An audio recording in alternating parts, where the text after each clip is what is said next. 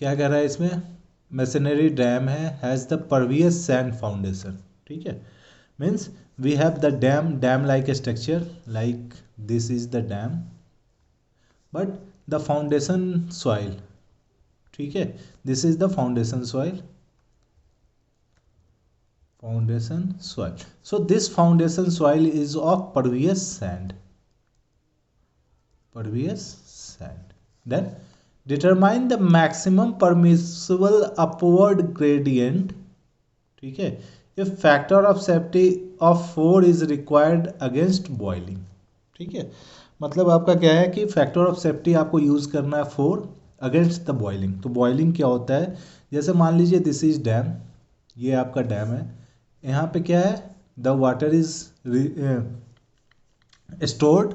ठीक है, तो ये आपका क्या हो गया, स्टोर्ड हो गया, तो रिजर्वॉयर की तरह एक्ट कर रहा है। जब रिजर्वॉयर है इसका मतलब क्या हो गया, वाटर अगर इस तरह पास कर रहा होगा, अगर सपोज कर लेते हैं दिस इज द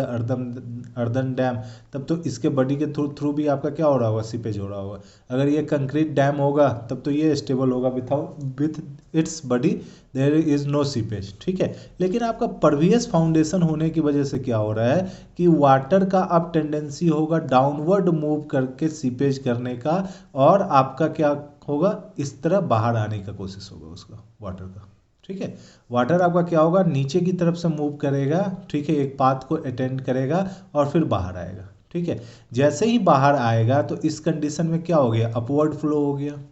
ठीक है, अपवर्ड फ्लो हो गया। और अपवर्ड फ्लो के केस में आपको पता है कि जब हाइड्रोलिक हेड डिफरेंस, ठीक है, मतलब टोटल हेड लॉस, ठीक है, the difference in the total head, वो अगर मैक्सिमम हो जाता है, ज़्यादा हो जाता है, मैक्सिमम नहीं, जब ज़्यादा हो जाता है तो there is a condition known as soil boiling, ठीक है, सॉइल बॉइलिंग का कंडीशन हो जाता है, ठीक है, जिसमें हम देखते हैं कि क्या हो जाता है, टोटल जो इफेक्टिव स्ट्रेस होता है, इफेक्टिव स्ट्रेस बिकम्स जीरो, ठीक है, इफेक्टिव स्ट्रेस बिकम्स जीरो, ठीक है। और उसी कंडीशन से हमने डिराइव किया है एक आई क्रिटिकल, ठीक है, जब भी अपवर्ड फ्लो होगा, ठीक है, तो हम क्या करेंगे, एक आई क्रिटिकल निकाल लेंगे, दैट इज G-1/1 + E वाले फॉर्मूला से, ठीक है। तो अगर हम देखें तो हमारे पास वैल्यू दिया हुआ है n = 45% दिया हुआ है, तो इससे हमारा E का वैल्यू आ जाता है, E = क्या हो जाता है आपका n/1 - n, ठीक है, तो ये हो गया 0.45, 1 - 0.45, तो इसको जैसे ही सॉल्व करते हैं हम तो वैल्यू ऑफ क्या होता है, E 0.82 आ जाता है, ठीक है। उसके बाद अगर हम देखें तो GS हमारा दिया हुआ है, दैट इज 2.6, ठीक है, तो आई क्रिटिकल का हम इजिली वैल्यू निकाल सकते हैं, दैट इज 2.6 - 1/1 + E हो गया 0.82, तो आई क्रिटिकल का जो वैल्यू आ जाता है वो 0.9 आता है आपका, ठीक है। जैसे ही इस इक्वेशन को सॉल्व करेंगे तो आई क्रिटिकल हो गया 0.9, मतलब इस सैंड के लिए, ठीक है, इस सैंड के लिए जो आपका आई क्रिटिकल है,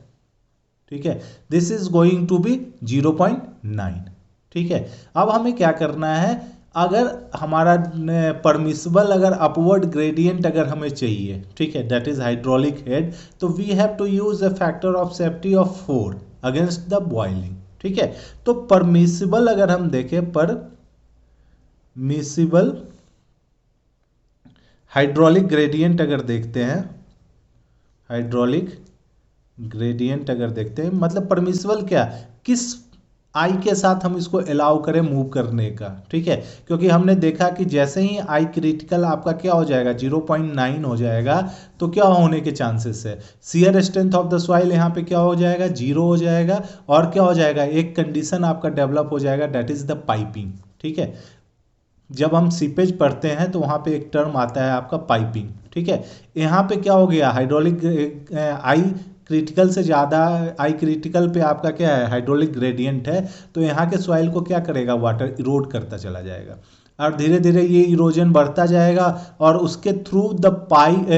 पाथ में आपका क्या हो जाएगा, सॉइल मास मूव कर जाएंगे, ठीक है। तो एक तरह से आप देखेंगे कि this tube has been formed, ये ट्यूब का फॉर्मेशन हो जाता है, जैसे ही ट्यूब का फॉर्मेशन होगा तो डैम कोलैप्स कर जाएंगे, ठीक है। इसीलिए अगर आई क्रिटिकल आपका 0.9 आ गया है तो हमें क्या करना होगा, always we have to we have to allow the upward gradient somewhat lesser than this I critical। ठीक है, इसीलिए हम फैक्टर ऑफ सेफ्टी यूज कर रहे हैं। तो परमिसिबल हाइड्रोलिक ग्रेडियंट हम क्या करेंगे, ICR gate divided by factor of safety. तो ICR कितना हो गया 0.9 gate divided by factor of safety आपका क्या है 4, तो इसका वैल्यू कितना आ जाता है, दिस इज 225। तो आपको क्या करना होगा, with factor of safety of 4 यहाँ पे जो हाइड्रोलिक ग्रेडियंट है आपको मेंटेन करना है कितना का, 0.225 का। ठीक है, जब इतना का हाइड्रोलिक ग्रेडियंट आप मेंटेन करते हैं तो यहाँ पे बॉइलिंग होने के चांसेस नहीं होंगे, क्योंकि this value is less than क्या, आई क्रिटिकल, ये आई क्रिटिकल से कम है। ठीक है, तो इस तरह करके ये क्वेश्चन सॉल्व करेंगे।